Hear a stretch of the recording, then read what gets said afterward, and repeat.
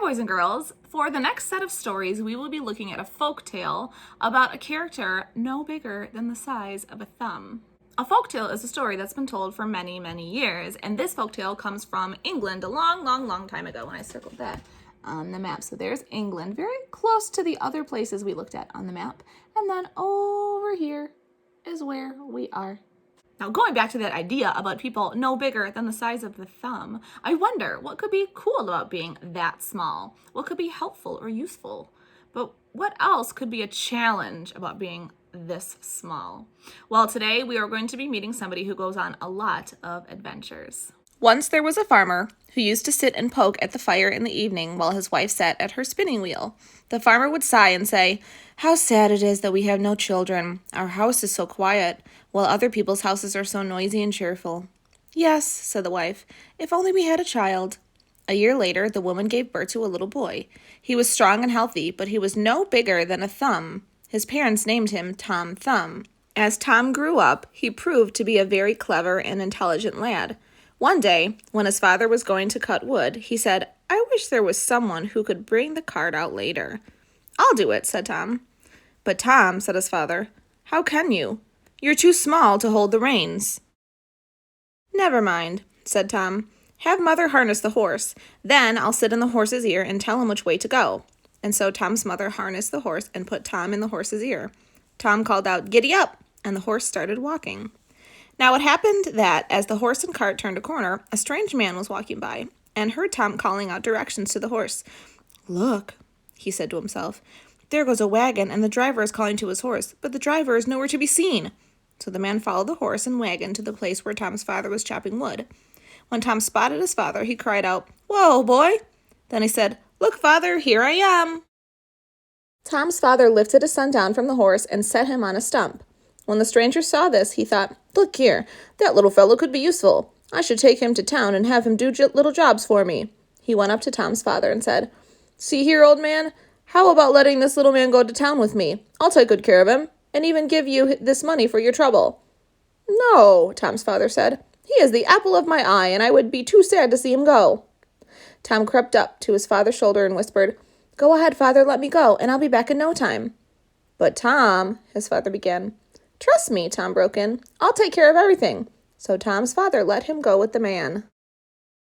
Off went Tom, riding on the brim of the man's hat. That night, after traveling for several hours, the man came to a barn that was located next to a quiet house. He decided that the barn would be a good place to sleep and rest up for the travels the next day. When he was all settled in for the night, the man took off his hat. At that moment, Tom scampered away and slid into a mouse hole, crying out, "So long, my good fellow! Have a good trip without me!" The man got down on his hands and knees and poked sticks into the holes, but he could not find Tom. Eventually, he gave up. When the man left, Tom came out of his hole. He found an empty snail shell and said, "This looks like a safe place to spend the night." But just as he lay down, he heard the voices of two robbers whispering. "Yes," said one of the robbers, "this is the house. The mayor won't be back until tomorrow, so now it is time to rob his house. But how can we do it? Although the mayor is away, the cook and the maid are all still there, so we'll have to be quiet to avoid waking them." Tom knew he had to do something to stop the robbers, so he sprang out of his shell and shouted, "I have an idea!" "Who is that?" asked one of the frightened robbers.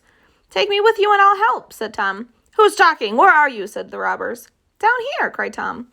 The robbers looked down, and there they saw Tom, waving to them. One robber lifted him up and said, "What is this, little one? How are you going to help us rob the mayor?"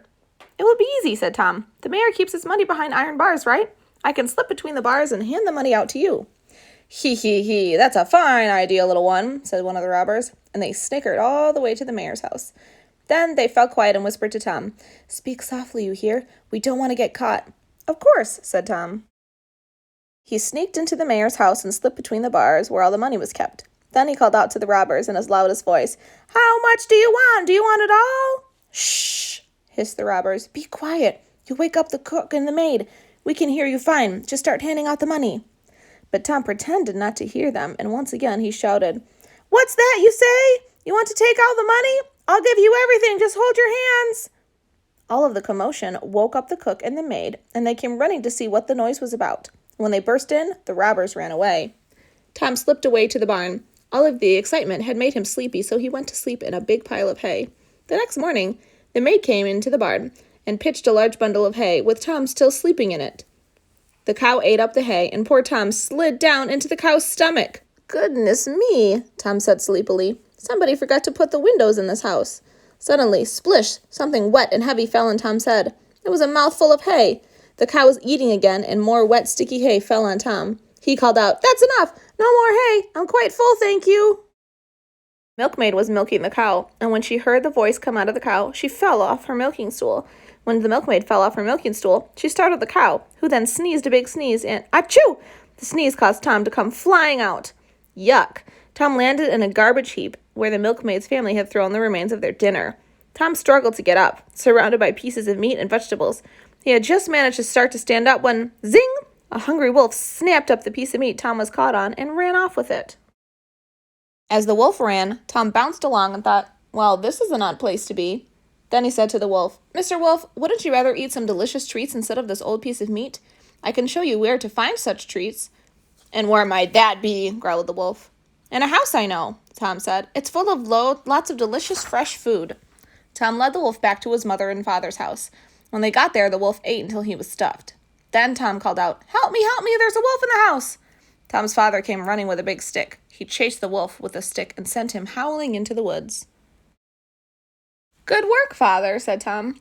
His father looked down and cried out, "Tom, where have you been? We've been so worried about you." "Well, father," said Tom, "I've been to too many places to count, and I think that from now on, I would rather stay with you."